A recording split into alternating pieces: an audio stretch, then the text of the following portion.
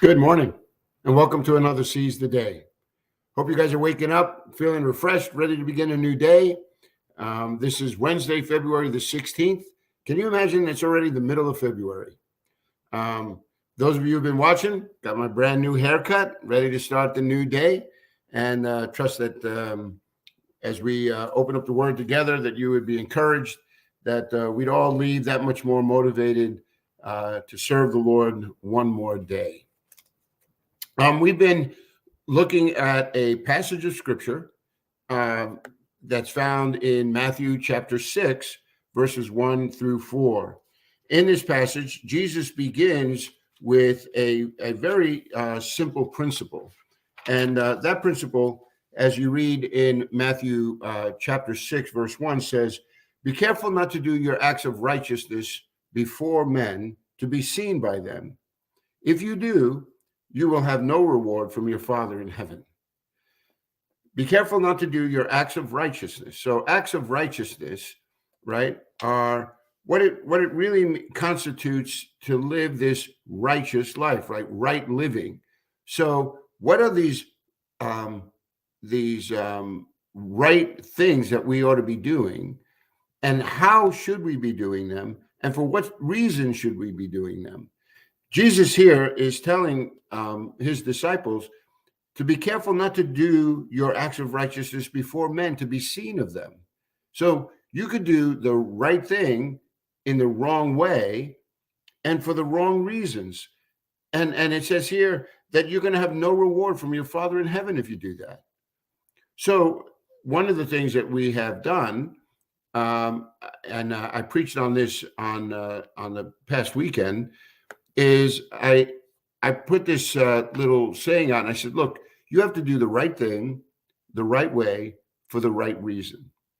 And we had an opportunity to look at the end of chapter 4 and beginning of chapter 5 in the book of Acts, where we came across two men, one whose name is Joseph, but the disciples have given him the name Barnabas because he was this son of encouragement. And so Barnabas had a piece of property, sold it, brought all the money to the apostles, and they distributed the money to those who had need. And at the same time, we read in the text that there was a couple by the name of Ananias and Sapphira who pretended to bring all the money. And Peter makes it very clear in the text that the property was theirs. They could have done whatever they wanted with that property. And even after they sold the property, the money was theirs to distribute as they saw fit, which then leads you to wonder, then what was the big deal in this text? And it says that they lied to the Holy Spirit. And you begin to recognize that really what they were doing was they wanted to have this reputation for being very generous. They wanted to have a reputation for doing the right things.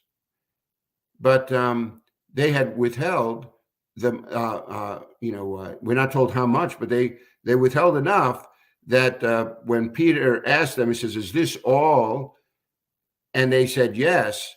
They were judged on the spot, and their lives were taken. Severe, but it brought a shockwave throughout the whole Christian community, and it made us think then, they were doing the right thing, but the wrong way and for the wrong reasons. It was obvious in the text that they weren't following the example of Barnabas. They were quite the contrary. They were doing what Jesus says here in Matthew 6:1. They were doing their acts of righteousness before men to be seen by them. And he says, there's no reward in that. And so the shockwaves went out, right? As a word got out, that really God is seeing all of these things.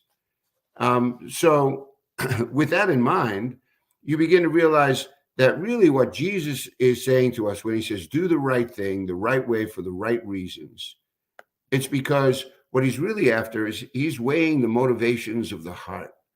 He wants to make sure that our faith isn't just something that's like, with our lips, that somehow or another, you and I, when we engage in this walk with Jesus, it has to be more than just talk, right? It has to stem from the inside, because you're going to experience a great deal of opposition in this world.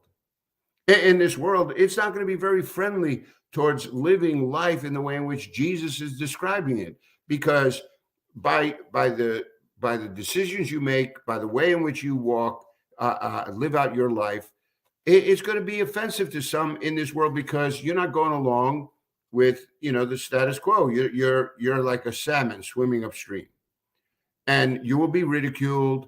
You'll be insulted. They'll find a thousand and one ways to put you down, and all for doing the right thing. But God's saying, look, when you follow me, even though all that happens, rejoice and be glad, for great is your reward in heaven. And we've read that a couple of times already in the book of Matthew, as we've been going through this Sermon on the Mount. And here it is once again. If you do the right thing the wrong way and for the wrong reason, it says you will have no reward from your Father who is in heaven. So that's why this idea that I am bringing before you, right, do the right thing the right way for the right reason, is so paramount to this teaching that Jesus is giving us. What you may not realize when you look at this passage in Matthew chapter 6, verses beginning at verse 1 and 4, is that here is a text that is going to be illustrated. This principle of doing the right thing the right way for the right reason, this is going to be seen in the way in which the Jews were beginning to really live out their faith before others. They saw it in the mandate that God had given to really take care of those who were in need, to pray and to fast before God, right? Dedicating time and days to make sure that we were recalibrated, right? Like your heart, your mind are being realigned to make sure that I'm walking in the will and purposes of God. So in this setting, then, the first example that comes up is doing your acts of charity, which was a right thing to do. There is a passage that's found in Leviticus chapter 19.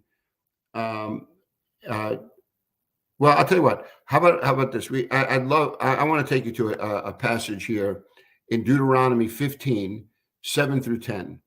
Let me read this text for you.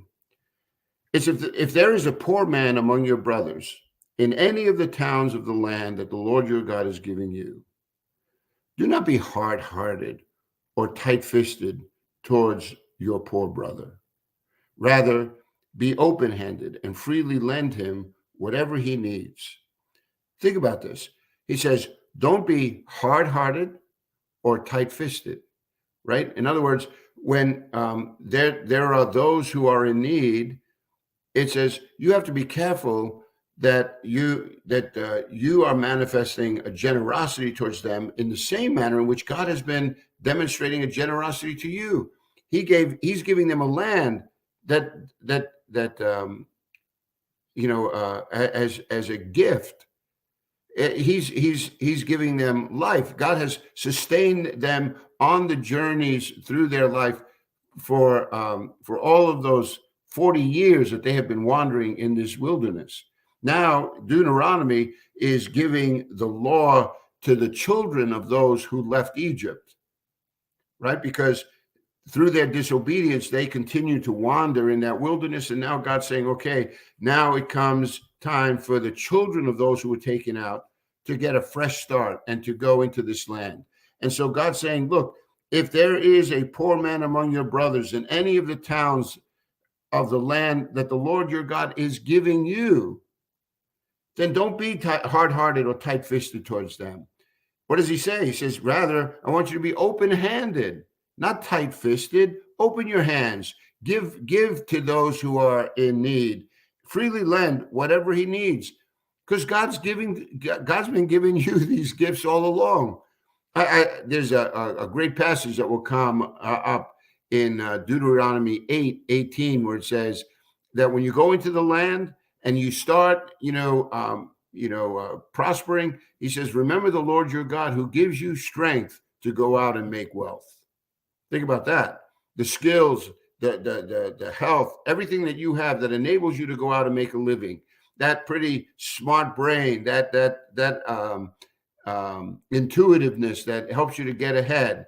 The way in which God has developed you and given you capacity. All of those things are ways in which God has said, look, these are gifts that I've given to you so that you could go out and make wealth. And the right thing is to make sure that when you're in these positions to help those who are in need, that we are open-handed, right? And freely lending, not tight-fisted or hard-hearted. So when you read through this text, this is doing the right thing. But I want you to notice something here in verse 9 of Deuteronomy 15. He says, be careful not to harbor this wicked thought. Well, what is this wicked thought? There he goes on to say, the wicked thought is this, that on the seventh year, the year for canceling debts is near. Well, that may not make too much sense to you, right? The wicked thought is the seventh year, the year for canceling debts is near. For that, you need a little bit of biblical history. God has told Israel in the book of Leviticus, he spells out to them what is this year of Jubilee. The year of Jubilee was the 50th year. And in the 50th year, it was primarily land that, if it had to be sold, would revert back to its original owners. Debts were forgiven, and consequently, people were asked not to work. It would be a year of leisure. It says, whatever you would glean from the fields, that's what you would eat. And God had made a promise to say to them that in that year, they would get an abundant harvest. In fact, so much so, he says, that in the years to come, you will be eating from that one harvest year. There was remember, now think about this Sabbath rest. God says, part of the 10 Commandments, right, was he says, 6 days you shall work, and in the seventh, you shall remember to keep that day holy. And holy means to be set apart, right? It's something unique. It's one of a kind. In that day, it was a day where we are to refrain from working. It was to experience again in that one day the kind of rest that no doubt happened in the Garden of Eden. It says on the sixth day, you were to gather enough so that you would have food for the next day. And then on that day, you would prepare. And then the seventh day would be this day of rest. You know what the Bible also teaches? It says every seventh year was a Sabbath year, so that you would work the land for 6 years. And then on the seventh year, the land would rest, giving it a chance to replenish. But also God says in that sixth year, I will give you such a harvest that you're going to be eating for the years to come from that one harvest. It would be a year where people would show that it was dedicated to God. It was a year by which they would be refreshed again, remembering the redemption that God brought to them by bringing them out of Egypt. There was a dependence on the people that they would show that God truly was the one who was blessing them in every way. And all of this on that seventh year, right? And now 7 years is 49, right? So in that final, year, they were then to celebrate that 50th year with the year of Jubilee. That Jubilee means it's a word for the ram's horn, and the ram's horn was used as a trumpet, and it would be blown in these sacred festivals. And on the year of Jubilee, the year of the ram's horn, it would be blown and people would recognize that this was a year set apart as holy to God. Debts would be repaid. People would come back into their lands.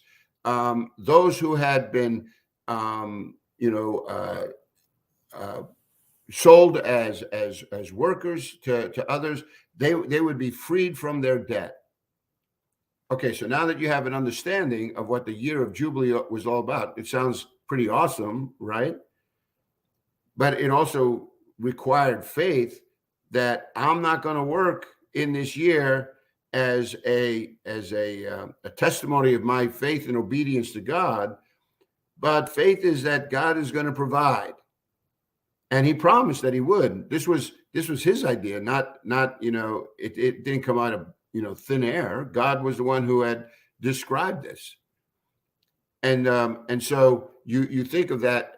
You think of that one passage, and if you want to learn more about this, just go back to Leviticus chapter 25, and you could read all about this, the Year of Jubilee. In fact, I'll put this up for you so that you would catch it. All right. So the year. So in Leviticus 25, you could read all about this Year of Jubilee and all the requirements and what God was really doing. It's a great little read, and it just shows you how God was constantly engaged with His people so that they would understand something more about Him and what He was doing. So let's go back then to Deuteronomy 15. So here's my point, right? Because remember earlier I was telling you that God is the one who is weighing the heart, that He wants us to do the right thing, the right way, and for the right reason. So here's God saying, look, when you go into this land that I'm giving you, and you begin to prosper, and you see that there are those around you who are going to be in need, He says, I want you to go out and I want you to help them. And don't harbor this evil thought that says the year of canceling debts is near. In other words, think about this. If you're in year 48, and you know that whatever you're going to give, those debts are going to be forgiven, how generous are you going to be? Because you're never going to get that money back. And suddenly now you might be a little more hard-hearted. You might be a little bit more tight-fisted, because you got to be careful that you're not going to overextend yourself. Now, just to be clear, when you read through Leviticus 25, there's provision there that says, look, it's like amortization, right? The depreciation on goods, you could write off a little bit every year. And so people understood that. But and that was just good, good for the buyer, good for the seller. People understood that it's kind of like when you're leasing a car, you're leasing the car for the amount of time that you're going to be driving that car. And you agree upon a residual value for what that car is going to be. So if the car is 50, let's say the car is 50,000 and you're going to spend, 22,000, in a 3-year period. When you turn the car back in, it's worth 27,000. So you're only financing 23. You're not financing the whole 50. If you bought the car flat out, then you'd have to pay the full amount, right? But leasing is that you're only financing the portion that you're going to be using. Well, that took place during these 50 years that were leading up to the Year of Jubilee.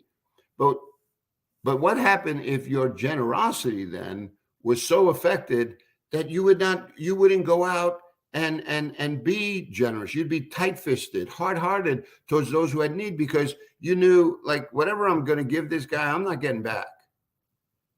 And God's saying, no, see, that's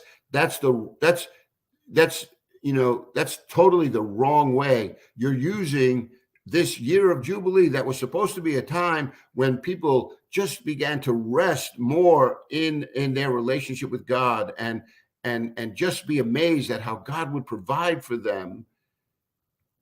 kind of like being back in the garden, right? Where there was people were not, it wasn't by the sweat of your brow that you would work. Not like after the fall when it says, that you're going to work this ground and it's going to be hard work for you now. It wasn't like that before sin entered the world. And God's given them a little taste of that again in this year of Jubilee. And so you could see how the motivations of a person's heart could all of a sudden begin to twist and change. And now they want to look like they're doing the good thing, but they're calculating in their heart really how much, and maybe as a result of that, their hearts get a little hard towards those who might be in need, a little tight-fisted. They're not open-handed and freely giving. So God's saying to them, it says, look, in that 7th year, don't be this way towards your needy brother. He goes on in verse 10, and he says this, give generously to him, and do so without a grudging heart. See, because it's everything about the heart. Because out of the heart will flow that kind of generosity if the heart's right. And he says here, don't do so without a grudging heart. Then because of this, the Lord your God will bless you in all your work and in everything you put your hand to. Do you see how God is making this covenant with them? He says, you honor your brother because you are honoring me. You're doing something good and kind to him for the right reason, because I have asked you now to be mindful of those who are in need. So when you do the right thing, the right way, he says, and for the right reason, God says, I'm going to reward you. Do you think people understood that the way in which God would bless them in their life was if they were paying attention to the little details along the way, so that the way I treated that needy person had everything to do with whether or not I was going to really receive the blessings of God on my life? That cause and effect sometimes, is a little bit too distant for people to realize. So they think it's only in the big things that God is really looking at.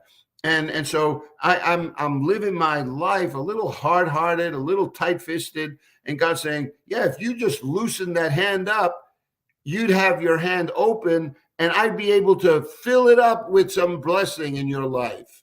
And not that you always do it just for the blessing. You're doing it because you're honoring God, who sees the heart and says, let me bless you. So you're out there being a blessing, and God is going to bless you.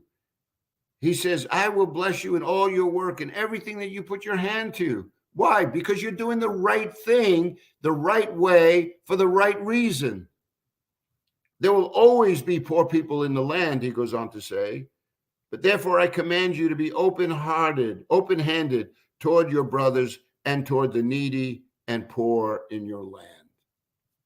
My friends, that's what this is all about. See, when Jesus is giving us this principle, right, of doing the right thing, the right way, for the right reason, it's because this is about the way in which we are really measuring our heart to see how much we are really in tune with God's will and God's ways. And sometimes God is challenging us to demonstrate that sense of generosity, to be kind-hearted to those around us, not expecting something in return. And here, don't you see how they were using in their day this sacred calendar of the Year of Jubilee as an excuse not to do the right things. And as a result, they became hard-hearted and they were calloused, is basically what the text is saying, to those around you. Kind of reminded me, remember, of the Christmas Carol, where Scrooge is asked to make a donation, and he says, "Are there no prisons and anymore? Are there no orphanages there?" He says, let them go there for something. And here's this guy that has, means at his disposal, and he's neglecting to do the right thing. And then when he's told, he said, well, maybe these people will die. And he goes, well, let's decrease the surplus population. And I know people like that. And I wonder, what is that going to look like when they stand before a holy God who basically has given them everything that they need for life and godliness, who gives us strength to go out and make money, to earn a living, who does all these things that, think about it, when your health goes south and you go to visit your doctors and you're taking your medicine and it doesn't seem like you're getting better. All of a sudden, these prayers that we're offering up to God to help me, or someone that you love and they're not getting well, and you're asking God to step in and do what you cannot do. Yeah, all of a sudden you realize how vulnerable we really are, how exposed we really are.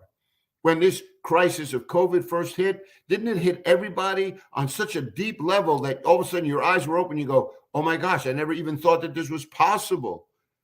Businesses closed. I remember thinking us as a church, that we could not meet. Churches closed. How are we going to continue? You know what, my friends? The generosity of people who came to Bethany Church was so great that I never had to lay off one person that was on staff. That not a day went by when people didn't get, their wages. And not only that, we found ourselves increasing our outreach because of a thing like Seize the Day or opportunities that the children's department did online for people. There were numerous ways in which they began to reach out. And for those of you who are not a part of the local church of Bethany, in the year of COVID, we paid off all of our debt. Think about that. The generosity of people was so great that not only were we able to help others, we sent tens of thousands of dollars to other parts in our country and overseas to relieve some of the pressure because of the generosity of people. We had our storehouses were full enough that we could help those who were in need, and we did. And I really think that God honored that, not only for the people, but also for the church as a whole, the community as a whole. And we had a great testimony in our communities as those who came alongside and helped people who were in need. So I know what I'm talking about. God shows up. Do the right thing the right way for the right reason, and you see how God will bless you. That's a great principle to live your life by. And this act of righteousness, giving to the needy, is just one. I'm going to share with you another text tomorrow that just drives this home even further. But for today, I think it's enough to be challenged by this word. Go back and take again another look at this passage in Deuteronomy 15 and just be challenged to live your life open-handed. God bless you, my friends. I love sharing the word with you. I hope all of us are challenged to live life deeply from the heart, seizing the day, reminding ourselves always that God is good all the time. God bless you. Lord willing, we'll spend more time tomorrow. Remember to share this with your friends. Always a great part to be of a community that takes the word seriously and is challenged by it. God bless you, my friends.